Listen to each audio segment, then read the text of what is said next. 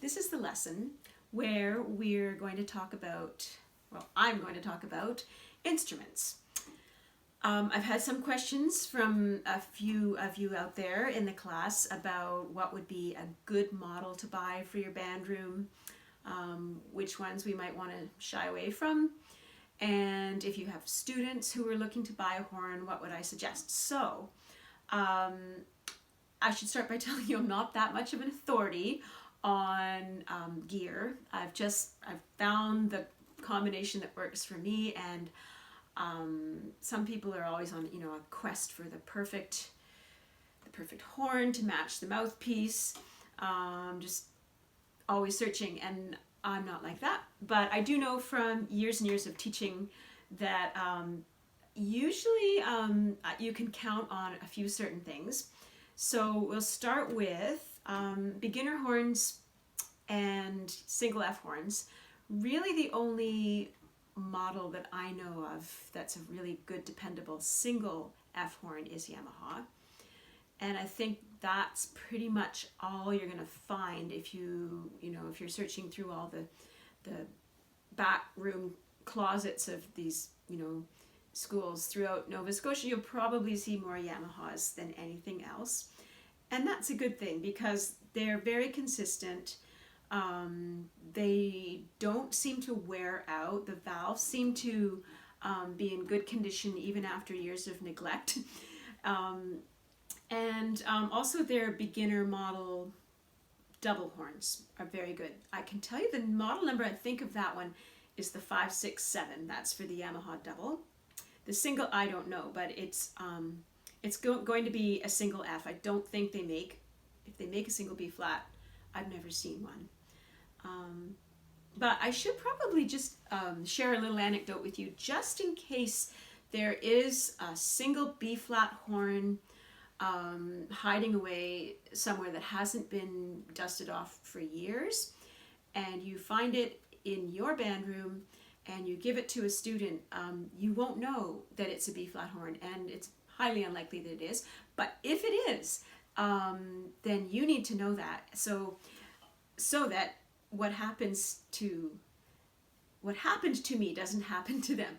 So what happened to me when I first went to pick up my instrument, it was the end of June, just before the summer.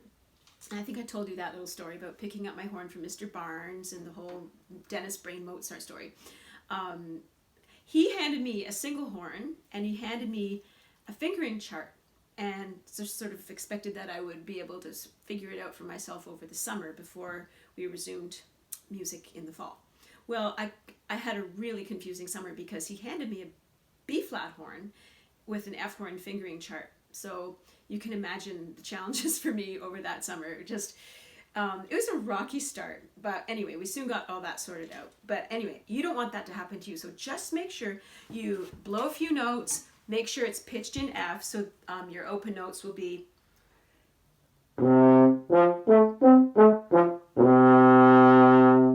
And if they're not, if your open notes are.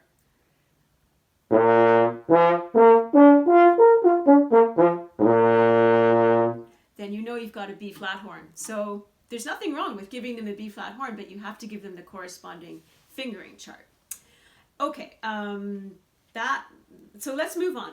I've talked about Yamahas. Now we're going to talk about the Conn, also a very good make, and probably as commonly seen as the Yamaha. Maybe not so much here, but they are good horns. They're made in the States. The older ones, the Elkhorn Conn that are, I don't know, from the 50s and 60s are the really coveted ones. They're beautiful instruments, collector's items, and they're very hard to find, and you probably won't see one in your band room, but you might see a good student Conn, and I think that's also a good bet. Now, my first horn was a Holton, and I loved it, and I still wish I had it just because it played really easily. It had a super fantastic high register, and I liked the sound I made on it. And I had it, I guess, until I bought this. I had I sold 2 horns to buy this one. So I had a Holton, then I had a Yamaha. But my Holton, the thing about the Holtons is although they play so nicely, the valves don't really have good lasting power. So, and that's not really something you can correct. Once the valves are worn down to a point, they're going to get really loud and clunky and not rotating in a way that, you know, ensures a really good tight fit. So that's the trouble with the Holtons. Otherwise, they're really nice horns. But don't just ignore one. If you happen to have one in your band room, you know, it's probably going to be a nice thing to have anyway. So don't just hide it away. Give somebody a chance to try it out and see how it goes. One of you, I think it's Zachary, has a Jupiter, and I don't know too much about the Jupiters. I think they're the Chinese make, and I think they're newer on the market. But I honestly couldn't tell you too much about Jupiter. So we've talked about Yamaha, Con, Holton, Jupiter, and the last 2 I want to mention are just, you might have the good fortune of seeing an Alexander horn here in Nova Scotia or the Maritimes, but they're made in Germany. Most European students will play on an Alex, and you can't get a job in Berlin unless you play an Alexander 103.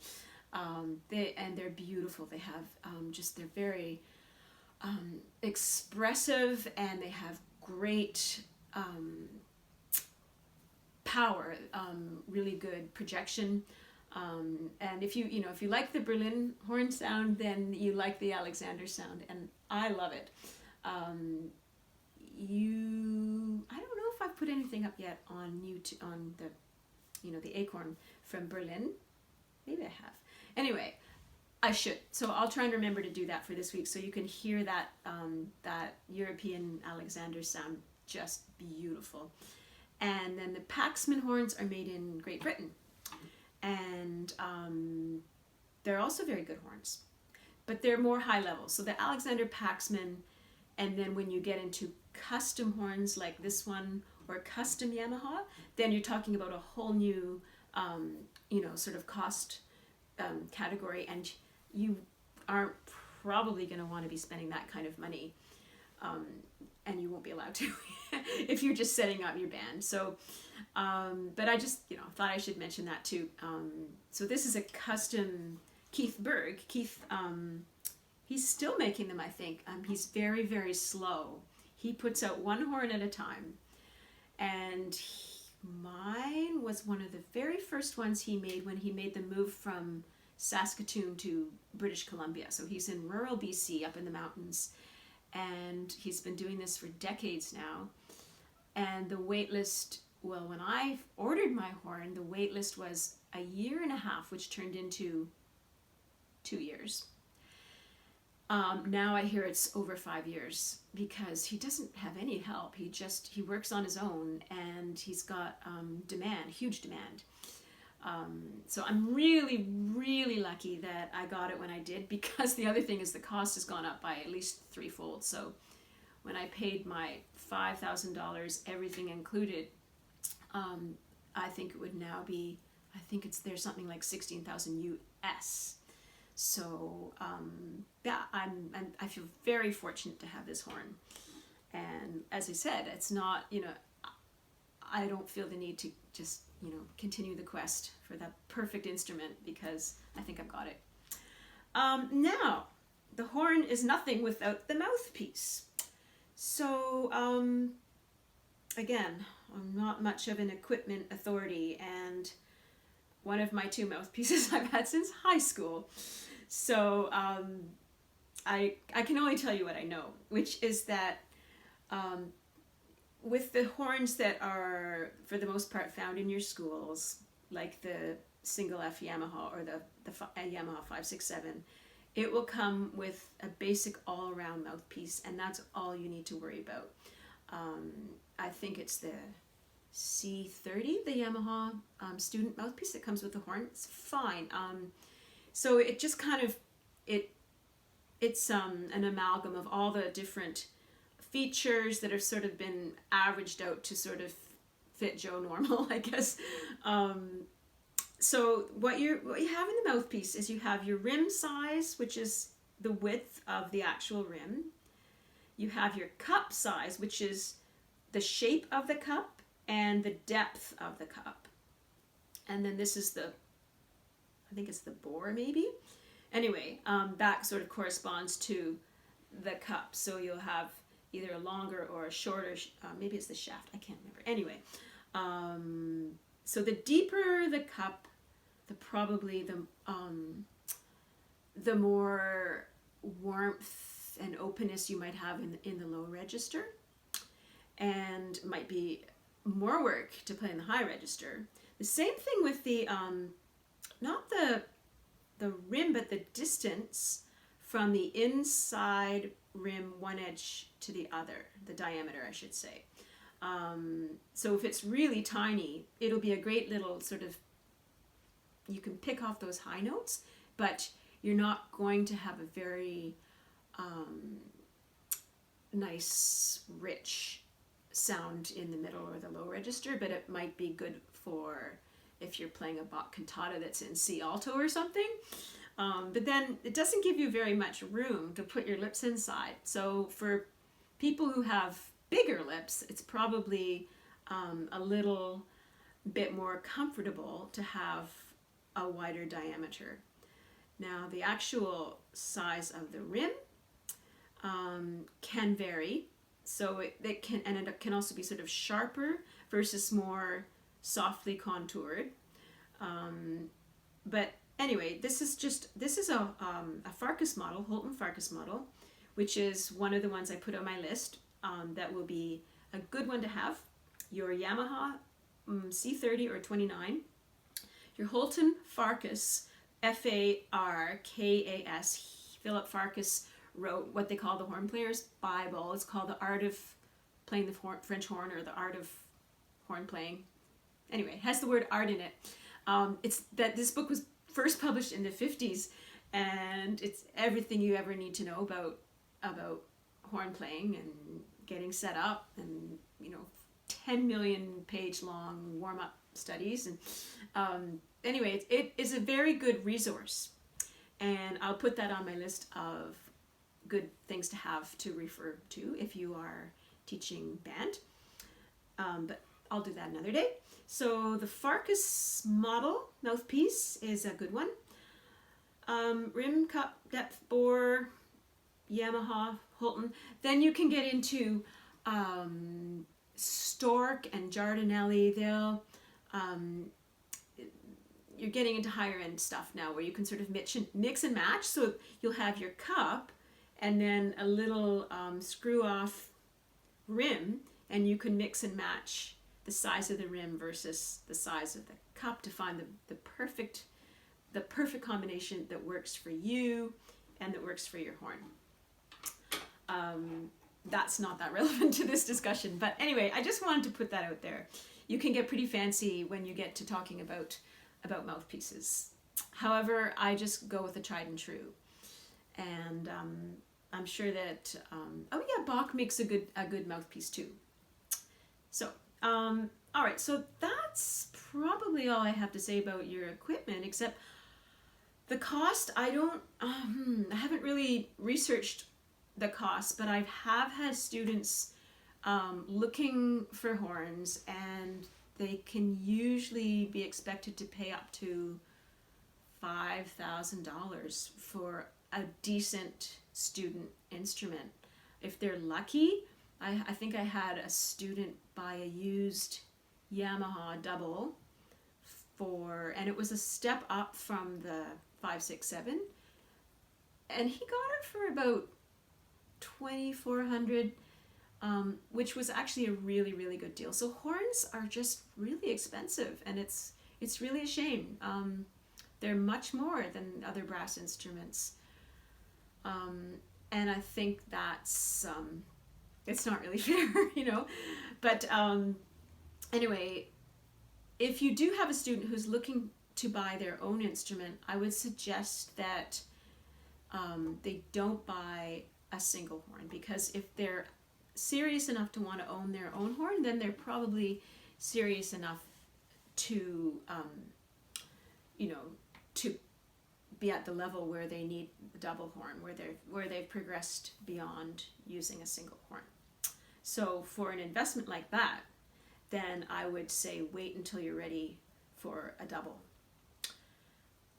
Okay, so that's great, and I don't have too much to share with you for exercises except this one, and I almost hate to do it because it involves me singing, and I think I probably ruined my voice over the years by singing to and singing at my young beginners in that beginner horn register, which is way too low for my voice. So I have to ask your forgiveness before I've even started. But it's a really useful exercise. So not so much for you, but for students who are having a little bit of trouble with the coordination of hearing the pitch versus putting down the right valve. I haven't really seen anybody amongst you who has this difficulty, but I do see it a lot. So fingerings and pitching and all this, it seems like there's just so much multitasking going on in the beginning. So if you can give them this exercise, it will save time down the road. I promise you it will. So the idea is to just, without playing, sing the notes in the proper pitches, in the proper rhythms, while using the proper fingerings. So let's see. For example, they're all in this lowish register, but I'm going to do it anyway. Okay, this is number 100. It's called Rhythm Study. And actually no, because that moves stepwise, so that's not such a good example. I will give you something that jumps around a little bit more.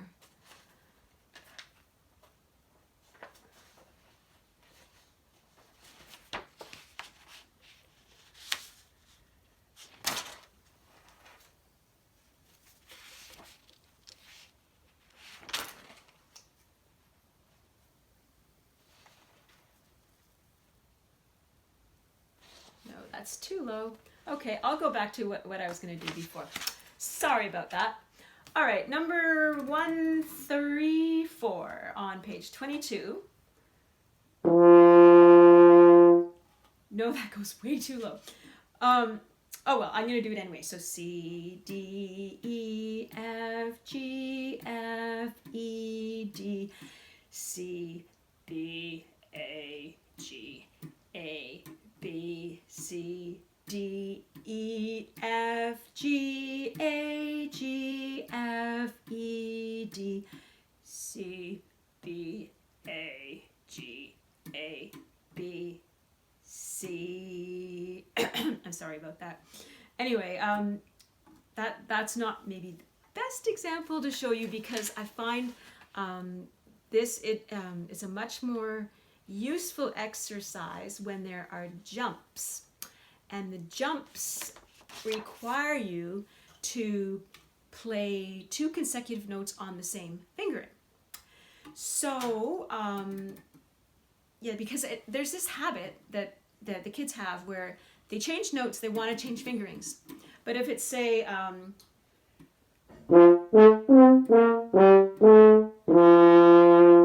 C, E, G, F, D, E, C. So that will give them the practice of jumping from F to D with no movement of your fingers. F, D, and then up to open E, C. All right, so I call that choir practice. Many kids don't enjoy being asked to participate in choir practice, but I insist, because it does It does help. It really does. So just that's something to remember for maybe someday. And I think that I'll just wrap it now for now. And I'm going to be thinking about next week, which is the transposition. So a week from now, I'm going to send you your transposition exercise. So what it will be is just a piece of music, and it will be with no key signature, which is how we would see it if we were to, I don't know if I have an example of this. No, I don't. But I will send you something that looks exactly like what we would see if we were to have to transpose. No key signature, and then you just look at the little direction on the top which says horn in B flat or horn in E flat, horn in D, and you do you make the adjustments. So you're looking at C major essentially, but you're actually sort of making that shift in your head to the new key, but you're playing the intervals. So after a while, you're not making like a multi-step calculation.